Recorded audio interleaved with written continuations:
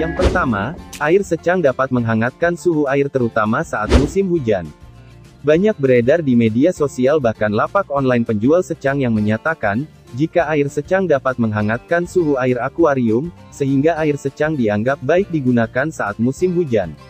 Benarkah demikian? Kami sebelumnya sempat melakukan eksperimen sederhana dengan ekstrak secang ini, di mana pada eksperimen itu kami juga melakukan pengukuran suhu air normal dengan suhu air ekstrak secang. Hasilnya setelah dibiarkan di tempat terbuka selama 24 jam, ternyata tidak ada perbedaan sama sekali antara suhu air biasa dengan air secang. Sehingga bisa dipastikan jika statement jika ekstrak secang dapat menaikkan suhu air adalah tidak benar. Yang kedua, pemberian karotenoid harus kontinu. Kita ketahui jika banyak jenis ikan termasuk cana maru tidak bisa memproduksi pigmen kuning atau merah pada tubuhnya secara mandiri. Pigmen ini hanya dapat diperoleh dari asupan pakannya.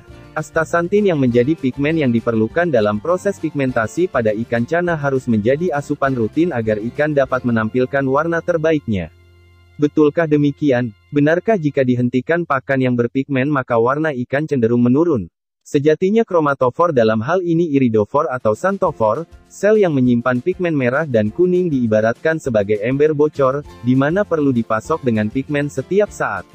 Dengan asupan yang rutin, maka pigmen warna akan terus mengendap hingga ikan dapat menampilkan warna maksimalnya. Sebaliknya jika pemakaian dihentikan maka pigmen ini akan terus tergerus hingga habis. Setidaknya begitulah penjelasan Dr. Nina Meilizza, seorang peneliti Balai Riset dan Budidaya Ikan Hias KKP.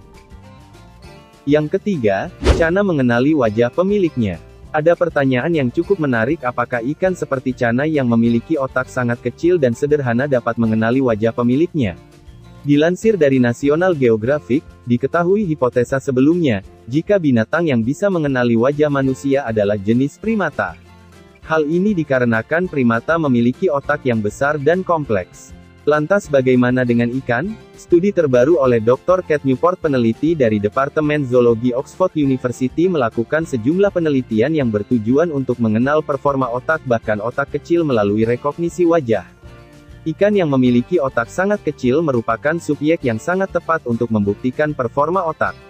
Hasil dari studi terbaru ini menemukan bahwa ikan ternyata mampu mengenali wajah pemiliknya berupa polanya. Mereka bisa membedakan pola wajah masing-masing manusia dengan otak kecilnya. Jadi bila ada yang mengatakan ikan cana mampu mengenali wajah manusia atau pemiliknya, bisa jadi itu sangat benar.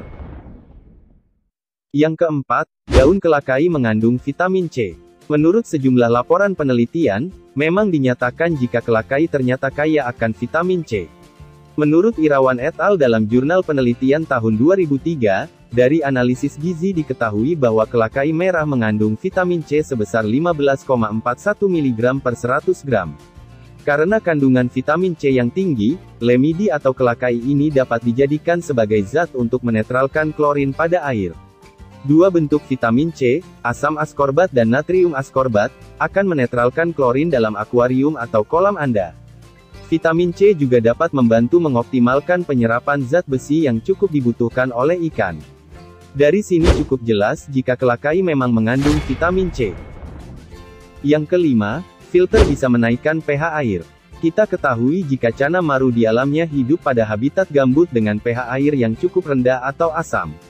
Sehingga banyak kiper yang berlomba-lomba membuat air pada tank atau akuariumnya menjadi ber-pH rendah. Di sisi lain, justru muncul suatu pernyataan jika penggunaan filtrasi dapat menaikkan pH air. Benarkah demikian? Sebenarnya, adalah fakta jika kadar oksigen terlarut dalam air bisa meningkatkan pH air. Dalam filtrasi sendiri terjadi tingkat aerasi atau pergerakan air yang cukup dinamis. Apalagi jika Anda menggunakan filter gantung atau top filter di mana outlet yang berada di atas akuarium menerjunkan air dengan cukup deras. Hasil pergerakan air tersebut tentu saja membuat pergerakan oksigen dari udara larut ke dalam air akuarium. Apalagi jika ditambah dengan penggunaan pompa udara atau aerator, yang dapat menambah daya pelarutan oksigen karena gelembung yang dihasilkannya. Namun sebesar dan sepenting apa efek pH rendah bagi ikan cana maru, kita sudah pernah mendiskusikannya di video sebelumnya. Yang jelas aerasi pada sistem filtrasi pada akuarium memang dapat meningkatkan pH air. Jadi pernyataan jika filter bisa menaikkan pH air adalah benar. Yang keenam, kulit jengkol dapat menjadi obat ikan. Benarkah kulit jengkol memiliki pengaruh terhadap kesehatan ikan? Sebuah jurnal berjudul Pemanfaatan Ekstrak Kulit Jengkol dalam Pakan Ikan untuk Meningkatkan Imunitas Benih Gurame Terhadap Infeksi Bakteri Aeromonas hydrophila, menyatakan, berdasarkan hasil penelitian itu, penambahan ekstrak kulit jengkol sebesar 20 ppm pada pakan, efektif meningkatkan imunitas benih gurame terhadap serangan bakteri Aeromonas hydrophila dengan rata-rata kelangsungan hidup sebesar 93,33%, yang ditandai dengan nilai presentase peningkatan jumlah sel darah putih tertinggi yaitu sebesar 55,74%. Dari hasil penelitian ini, Rika Rosmawati, Rosidah, dan Evi Liviawati dari Universitas Pajajaran menyatakan jika penggunaan ekstrak kulit jengkol sebesar 20 ppm pada pakan, dapat diaplikasikan dalam budidaya ikan dalam upaya mencegah serangan bakteri Aeromonas hydrophila. Bakteri Aeromonas hydrophila menjadi salah satu bakteri yang menyerang ikan air tawar termasuk cana maru Anda. Bakteri ini akan menyebabkan ikan mengalami pendarahan pada bagian tubuh khususnya dada, perut, dan pangkal sirip. Jadi kulit jengkol dapat menjadi obat bagi ikan cana Anda adalah benar. Yang ketujuh, cana bisa hidup tanpa oksigen. Benarkah ikan cana dapat hidup tanpa oksigen? Banyak statement seperti ini berseliweran di media sosial. Kita semua tahu jika semua makhluk hidup membutuhkan oksigen untuk menunjang kehidupannya. Namun di sini, kita memahami jika yang dimaksud oksigen adalah gelembung udara yang dihasilkan oleh aerator. Banyak orang awam yang menganggap gelembung aerator itu sebagai oksigen murni. Aerator sendiri hanya mengalirkan udara dari luar dan meneruskannya ke dalam air, di mana air yang dihembuskan tentu saja sama dengan komposisi udara di luar, hanya saja dengan adanya gelembung ini otomatis kadar oksigen terlarut dalam air akan meningkat. Jadi pernyataan jika ikan cana dapat hidup tanpa oksigen tentu saja sangat salah dan super membagongkan. Cana maru makan nasi. Semakin banyak kiper, semakin beragam pula pola treatment yang mereka lakukan. Karena belum ada cara pakem dalam mentreatment cana maru, berbagai cara dilakukan oleh para kiper ini agar ikan cananya dapat tampil menarik. Mulai dari cara yang rasional hingga cara yang tidak masuk akal. Tak dapat dipungkiri, ikan cana adalah jenis ikan rakus yang dapat memakan apa saja yang dapat masuk ke dalam mulutnya, meskipun sebagian pakan itu akan dimuntahkannya kembali. Menariknya, tak sedikit kiper yang mengklaim jika ikan cana yang mereka miliki mau memakan nasi. Meski tak wajar, ikan-ikan ini nampak baik saja kesehatannya. Setidaknya begitulah pengakuan sebagian para kiper ini. Namun benarkah jika ikan cana yang merupakan hewan predator, boleh diberi makan nasi? Nasi putih mengandung sekitar 90% karbohidrat, 8% protein dan 2% lemak. Menurut pakar, ikan tidak memerlukan karbohidrat dalam jumlah besar pada asupan pakannya. Apalagi jenis ikan karnivora seperti ikan cana. Terlalu banyak kandungan karbohidrat pada pakan justru dapat menghambat pertumbuhannya. Tingginya kandungan karbohidrat pada pakan, otomatis akan membuat rendahnya kadar nutrisi esensial lainnya. Yang jelas dan pasti, nasi bukan pakan yang cocok untuk ikan. Pakan yang sesuai untuk ikan cana harusnya mengandung gizi seimbang, dengan kandungan protein tinggi, zat tepung rendah, dan tentunya terkandung vitamin serta mineral yang dibutuhkan. Jadi statement jika cana maru boleh makan nasi adalah salah. Maru tua numbu bunga. Banyak sekali pertanyaan dari para kiper. Apakah cana yang sudah berumur tua masih dapat menumbuhkan sisik bunga? Menurut pengamatan banyak kiper, meski sudah tua dan bertambah ukurannya, ikan cana maru akan terus dapat menumbuhkan sisik bunganya.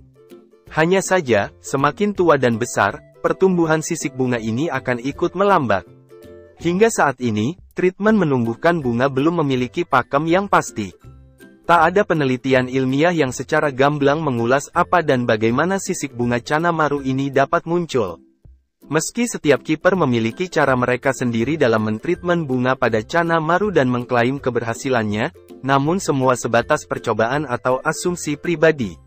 Apalagi penampilan fisik dari suatu ikan seperti cana dipengaruhi oleh banyak hal. Mulai dari bawaan genetik, faktor hormonal dan status kesehatan ikan, faktor lingkungan seperti suhu, paparan cahaya, dan parameter air lainnya. Namun dalam menjawab pertanyaan apakah maru tua masih dapat menumbuhkan bunga, tentu saja jawabannya adalah iya. Ekstrak wortel untuk warna maru. Banyak video tutorial penggunaan ekstrak air wortel yang ditambahkan ketika membuat pakan atau pelet untuk cana maru. Bahkan, beberapa pakan ikan cana seperti ulat Hongkong, ulat Jerman atau jangkrik hidup, diberi makan wortel sebelum dijadikan pakan ikan cana. Sebenarnya masalah ini sudah sering kita bahas di video sebelumnya. Namun banyak viewer yang masih meragukan dan mempertanyakan. Rajinder Kaur dan Tarang Kumar Shah, dua ilmuwan peneliti di India, dalam jurnalnya berjudul, Rule of Feed Additive in Pigmentation of Ornamental Fishes, dengan tegas menulis jika senyawa karoten seperti lycopene yang terdapat pada tomat, atau alfa-karoten dan beta-karoten dalam wortel, memang memiliki senyawa pigmen warna kekuningan.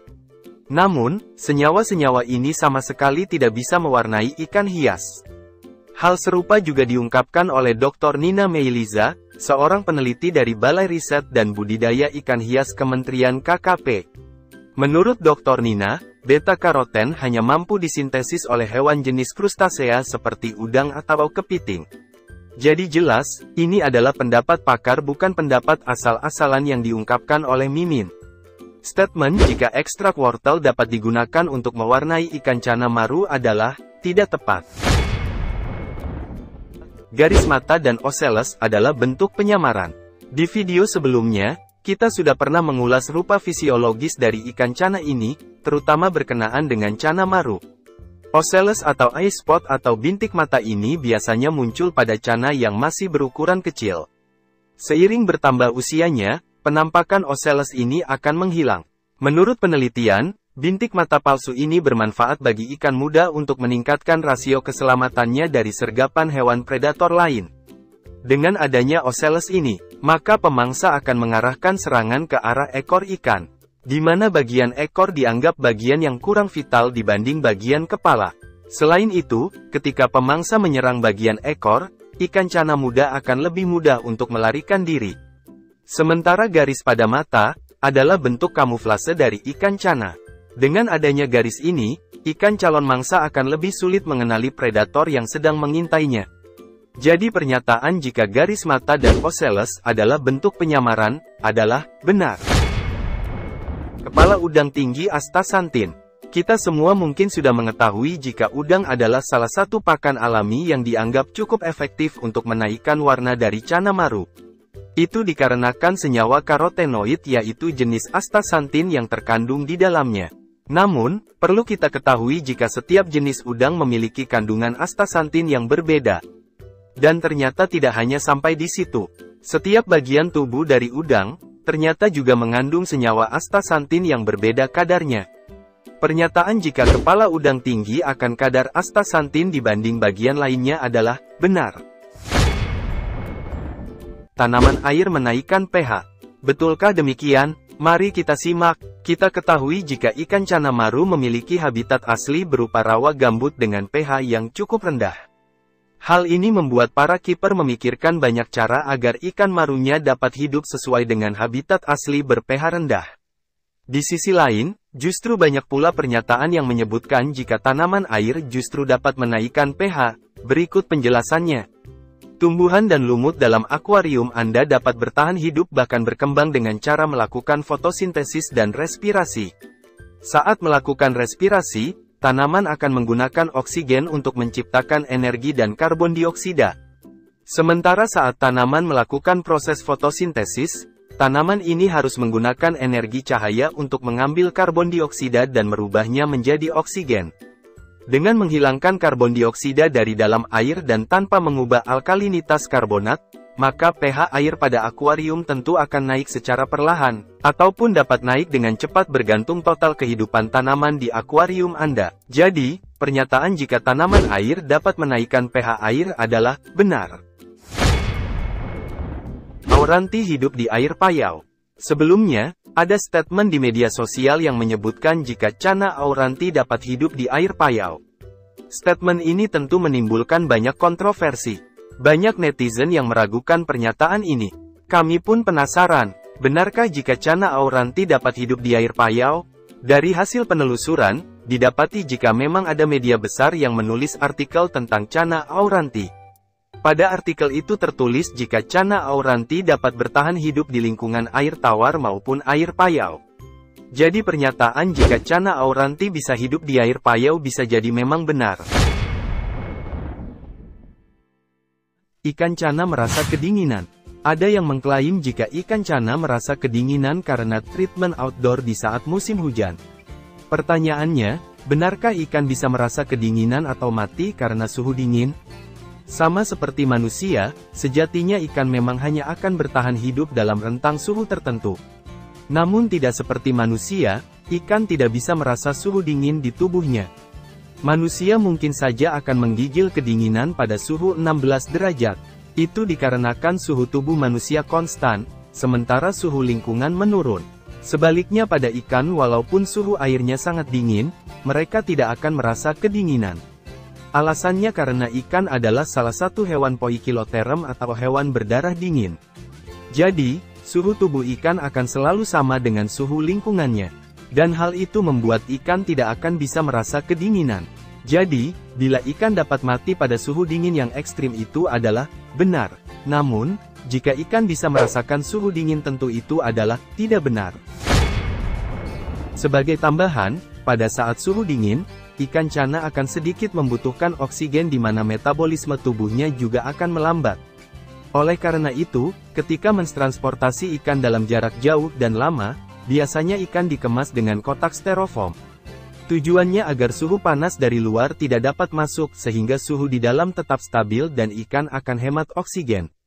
Namun di sisi lain, suhu dingin juga tidak akan memaksimalkan kinerja enzim dan imunitas pada tubuh ikan. Maru tua tumbuh bunga. Banyak pertanyaan dari para kiper. Apakah ikan Channa yang sudah berukuran besar atau berumur tua masih dapat menumbuhkan sisik bunga? Harus diakui, sisik bunga Channa Maru masih menyimpan segudang misteri. Berdasarkan pengalaman kami dan banyak kiper lainnya, ikan Channa Maru akan terus menumbuhkan dan menambah sisik bunganya meski sudah berukuran besar atau berusia tua. Hanya saja, semakin tua umur Channa Maru, pertumbuhan bunga tersebut akan lebih melambat. Jadi pernyataan jika Maru tua masih bisa menumbuhkan bunga adalah benar. Bunga pada Channa Maru adalah cadangan kalsium. Sekali lagi, hingga saat ini sisik bunga masih menjadi misteri yang belum terpecahkan. Hal ini karena tidak adanya penelitian ilmiah yang bisa dipertanggungjawabkan, yang dapat menjelaskan apa dan bagaimana sisik bunga pada Channa Maru dapat terbentuk. Ada salah satu teori yang menyebutkan jika bunga adalah cadangan kalsium bagi Channa Maru. Kita ketahui jika ikan sangat membutuhkan mineral berupa kalsium dalam masa perkembangannya. Konon Maru yang kekurangan kalsium akan memanfaatkan cadangan kalsium tersebut untuk menunjang kebutuhannya. Itulah yang menyebabkan sebagian cabung atau bunga pada Channa dapat menghilang. Namun benarkah hal demikian? Jawabannya, belum jelas. Namun untuk membuktikan kebenaran itu, dalam waktu dekat kita akan melakukan eksperimen treatment bunga Channa Maru dengan pakan berkalsium tinggi. Jadi tunggu dan simak di channel ini segera. Channa piring lebih galak. Adalah hal yang normal untuk semua binatang di mana pada musim kawin atau saat mengawal bayinya, binatang akan jauh lebih agresif dan galak. Apalagi ikan teritorial seperti Channa Maru yang memiliki wilayah kekuasaan. Ketika dua individu ikan teritorial terbentuk menjadi pasangan, maka pasangan ini tak akan ragu untuk berburu dan mengusir spesies lain yang mendekat atau bahkan membunuhnya. Hal ini dilakukan untuk menjamin dan menjaga sumber daya yang mereka miliki. Sumber daya ini dibutuhkan untuk menunjang kebutuhan dan keselamatan keturunannya. Jadi pernyataan jika ikan Channa berpasangan memiliki sifat lebih galak, tentu saja, sangat benar. Semua Channa Maru punya bunga. Banyak yang berpendapat jika semua Channa Maru harus memiliki bunga. Bahkan ada yang berekspektasi jika Channa Maru yang dipeliharanya dapat memunculkan sisik bunga yang memenuhi semua sisi bar pada tubuhnya. Pada faktanya, mungkin Anda akan menemui ikan Channa Maru yang tidak memiliki bunga sama sekali. Beberapa individu akan memiliki sedikit bunga, hanya satu atau dua sisik bunga, atau mungkin akan ada individu yang memiliki bunga bertaburan memenuhi semua sisi bar ikan. Saat ini tak ada cara pasti bagaimana cara menumbuhkan sisik bunga pada Channa Maru. Baik itu dari settingan tank, jenis air, jenis pakan dan lain sebagainya. Jadi pernyataan jika semua Channa Maru harus punya bunga, tentu saja kurang tepat. Ikan Channa lebih agresif di malam hari. Banyak yang beranggapan jika ikan Channa lebih agresif di malam hari. Benarkah demikian? Menurut teori ilmiah, pada tingkat cahaya yang rendah, akan menjadi lebih sulit bagi ikan yang memanfaatkan kemampuan visual untuk melihat penyusup ataupun mengantisipasi ancaman pemangsa lainnya. Dalam hal ini, ikan akan menjadi agresif karena mau tidak mau ia harus mempertahankan wilayahnya dan mengamankan sumber daya yang dimiliki. Dengan kata lain, ketiadaan cahaya ini akan membuat ikan Channa merasa wilayahnya menjadi lebih kecil. Sehingga tak hanya agresif dalam menyerang lawan, ikan Channa juga akan memakan lebih banyak untuk mengisi perutnya. Menurut data penelitian, ikan teritorial paling agresif pada petang atau menjelang malam.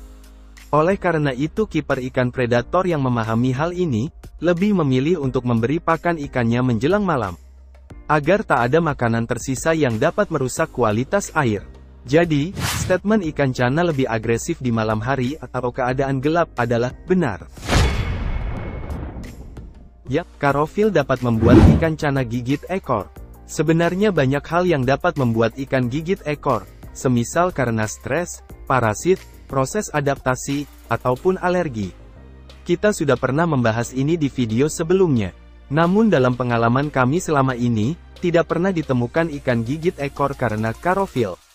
Berdasarkan data-data yang kami telusuri di internet, juga tidak ditemukan jurnal atau artikel ilmiah yang menjelaskan jika karofil dapat memberikan efek alergi yang bisa membuat ikan gigit ekor. Jadi, pernyataan jika karofil bisa membuat ikan gigit ekor, mungkin salah. Tak hanya sampai di situ, karofil juga diklaim dapat memperpendek umur ikan. Kami tidak tahu atas dasar apa anggapan ini dilontarkan. Menurut hasil penelusuran, karofil justru mendapat sertifikasi kelayakan dan keamanan oleh lembaga pengawas di Eropa untuk dapat digunakan. Secara ilmiah, karofil yang berupa karotenoid justru sangat baik untuk kesehatan makhluk hidup. Semua materi ini kami ambil dari berbagai sumber. Bukan untuk mengedukasi Anda, namun hanya sebatas teori bahan diskusi. Bila Anda memiliki cerita atau pengalaman lain seputar treatment ikan Channa, bagikan di kolom komentar agar kita dapat saling belajar. Terima kasih.